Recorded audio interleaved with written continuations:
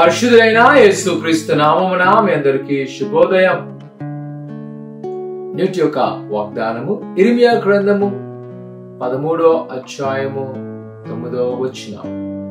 యెహోవా, నీవు మా మధ్య ఉన్నావే, మేము నీ పేరు పెట్టబడిన వారము, మమ్మును చేయి విడవకము. ఒక చక్కని ప్రార్థన మనము చూడగలుగుతున్నాం.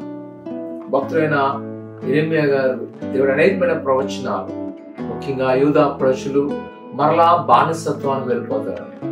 ఆ సమయంలో ఒక ప్రార్థన చాలా చక్కని మాట ఉందంటే తెలియజేయబడుతుంది కదా, ఆయన మన మధ్య ఉన్నాడు, ఆయన పేరు ప్రజలు మనము మమ్మల్ని చేయబడు.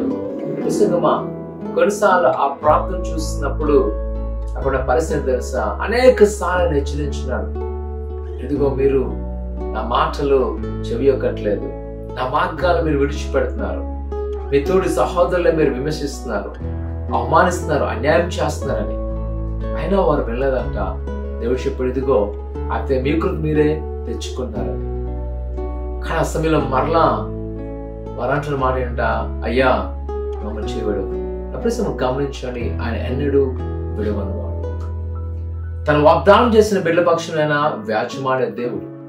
ఈరోజు చాలా మనం కూడా అనుకుంటాం, మన యొక్క తప్పులు మనం పక్కన పెట్టి, అయ్యో దేవుడిని విడిచిపెట్టేశాడు, దేవుడు నాకు వ్యతిరేకంగా వెళ్ళిపోయినాడు, నాకు ఎందుకు ఇష్టం అని ఆలోచించుతాం. ఆయన ఎన్నడూ విడవలేదు. ఎన్ని శ్రమల్లో కూడా నువ్వు ఇంకా సజీవుడిగా ఉన్నావు. ఎన్ని బాధల్లో కూడా మనం ఇంకా తప్పు నిర్ణయాలు తీసుకోకుండా ప్రభు కాపాడుతున్న అనిపిస్తుంది. మనం గ్రహించాల్సిందల్లా ఒకటే, ఆ పై మాట ఉంది, యెహోవా నువ్వు మధ్య ఉన్నావే. నిజమే, ఆయన మనతో ఉన్నాడు. ఆ సత్యాన్ని ఎరిగి మనము ఆయనకు అనుకూలంగా నడుద్దాం, ఆయనకు అనుకూలంగా మార్గంలో వెళ్దాం, ఆయనకు అనుకూలమైన పరిస్థితిలో వెళ్దాం. ఆయన తప్పనిసరిగా మనను ఆశీర్వదించే దేవుడు. ఆయన ఎన్నడూ విడిచిపెట్టే దేవుడు కాదు. తన బిడ్డల పక్షమును వ్యాజ్యమాడే దేవుడు. మనం చేసేది అంట, మనకు అన్ని బాగున్నప్పుడు విడిచిపెడుతుంటా. ఈరోజు ఒకవేళ నువ్వు ప్రభు చేయి మనం విడిచిపెట్టావు, కానీ ఒకసారి పట్టుకో, ఆయన నిన్ను నడిపించే దేవుడు. ప్రతి శ్రమలో, ప్రతి కొద్దిలో. ఈరోజు నీ శ్రమ కంటే ఆయన గొప్పవాడు, నీ బాధ కంటే ఆయన గొప్పవాడు.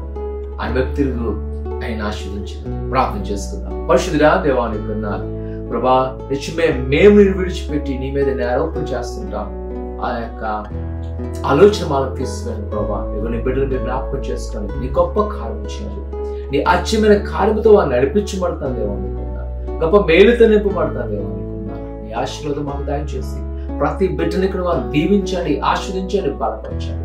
వారికి ప్రతి ఒక్క కొదులు తీసుకోబడతాను దేవానికి ఉన్నారు.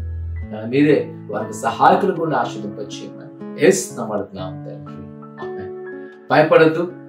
ఈరోజు నీకు ఎలాంటి పరిస్థితున్నా సరే ప్రభుత్వంలో మోకరించి ప్రార్థన చేయి. దేవునికి తోడైన గాక. ఆమేన్.